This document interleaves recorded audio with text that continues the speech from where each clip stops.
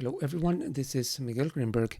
Today I would like to show you how you can debug authentication problems in the browser. This is in response to a user that is following my React Mega tutorial. He was having issues with refresh tokens and did not know how to debug this to find where in the process of authentication the problem was happening. So what I'm going to do is, using the React Mega tutorial application, I'm going to walk you through every step in the authentication flow and show you all the things that you need to check to make sure that things are working as expected. So very good. Here I have the React Mega tutorial application running. I'm running it in an incognito window. So right now we can assume that the browser is not storing any authentication information for this application. So we can start by confirming this. So I'm going to go into the Chrome debugger, and then here in the application tab I can look at what the browser is storing for this application. This application stores credentials in local storage and in a cookie. So we need to check both places. So here under local storage, let's see if I can make this a little bigger. There we go. So like this. So here local storage is empty, and then under cookies we also see that there are no cookies stored. So this is all good. We are perfectly clean right now. So what I'm going to do next is log in to the application. So now I'm logged in. You can see that things here changed a little bit. But before we look at these details, let's find the request that logged us in to see all the authentication information that was exchanged. So here we have the tokens. This is actually /API/tokens. This is the request that authenticates the user. The pre-flight one is the one that the browser sends with regards to cross-origin controls. So more than often you can ignore it. The one that actually authenticates is this one. So post request, here in the request headers we have authorization. This is the place where the browser sends the username and the password that I typed in the login form. So these are right here. And then as a result, in the response we get a cookie with the refresh token. This is the cookie that we are now going to see in the application tab. And then the other piece of information that we receive is in the body. So here in the preview we can see it, which is the access token. So we get an access token in the body of the request and a refresh token in a cookie.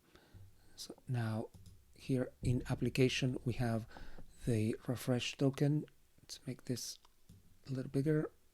So we have the refresh token here, and the access token is stored in local storage. So this is exactly how this application is designed to work. So everything is working great. So now as I send requests, we can now in the network, we can confirm that the requests have, let's see, let's put the headers, and here we go. So all requests that we send now include the access token. So this is a VW token. Let's make sure. There we go. So it's this token that it's going out with all authenticated requests. I should mention, you will see some duplication of requests here. You can see that many come in pairs. This is completely unrelated. They call it a feature. It's a feature in React 18 that does this, and it does it only in development mode. It's a little bit confusing, and why not say a little bit annoying as well. But that's how the latest version of React works.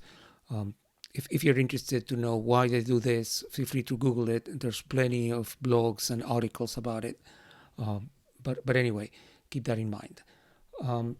So now we are using the application. All requests are authenticated with the access token. So the next step in the process is when the access token expires. And at this point, the application is going to want to get a new access token using the refresh endpoint. So this is the place where the access token and the refresh token both play a part. So the way I have configured my backend, access tokens are good for 2 minutes. I think I've been talking for about 2 minutes or more now, so I think it is safe to assume that at this point, the next time I make a request, it is going to fail due to an expired access token.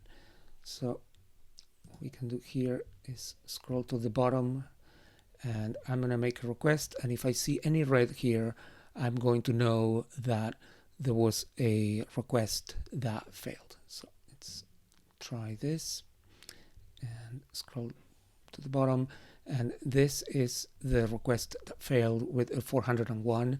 So this is the expired access token here that the server reported. At this point, the client needs to refresh the token, and for this it needs to send a put request to the token's endpoint. This is the same endpoint that was used before. It used to be a post request to get the initial login. For a refresh, it uses a put request. So these two are pre-flights. We have two because of the React issue, so we are going to kind of ignore that. So these two are the good ones. So I'm going to look at one of them. This is the put request. And here, let's look at the request headers. You can see that the cookie went out in this request. So this is the refresh token cookie that the server needs to be able to provide a new access token. You may have noticed that the other requests that we've sent, let's say this one, when it goes out, it does not have the refresh token cookie. If you're curious about why the cookie only goes out on the refresh token endpoint, the answer is here. Let's make this a little bigger. The path of the cookie is /API/tokens, and this means that the browser will only send this cookie on the /API/tokens endpoint. And this is, of course, for security reasons. We're not sending the cookie on requests that don't need it. So now we have the cookie is, let's go back here. So here we have our refresh token cookie, and this API needs also the expired access token as part of the refresh process. The request payload includes the access token, so here is our expired access token. So now the server received both the access token in the body of the request and the refresh token in the cookie, and then it responds with a new refresh token in a cookie. So this is once again for security reasons. Once a refresh token is used, is invalidated, and you get a new one. So this updates the cookie with a new refresh token that can be used the next time. And then for the access token, the new access token comes in the response body, which we can see it here. So there we go. So now the application now has a new refresh cookie, a refresh token cookie, and a new access token. So this is an IY token. So now if we look in application, this is the new access token stored in local storage, and then the cookie was also refreshed to use or to store the new refresh token. So basically this is the process. So when you know what the authentication flow looks like and where the server and the client look for all these pieces of authentication information, then you should be able from the browser to verify every step of the way, and hopefully that will help you find where the disconnect is and where you need to put your debugging efforts to address the issue. So I hope this was useful. Let me know if you have any questions. Feel free to write them down below in the comments, and I'll be happy to answer.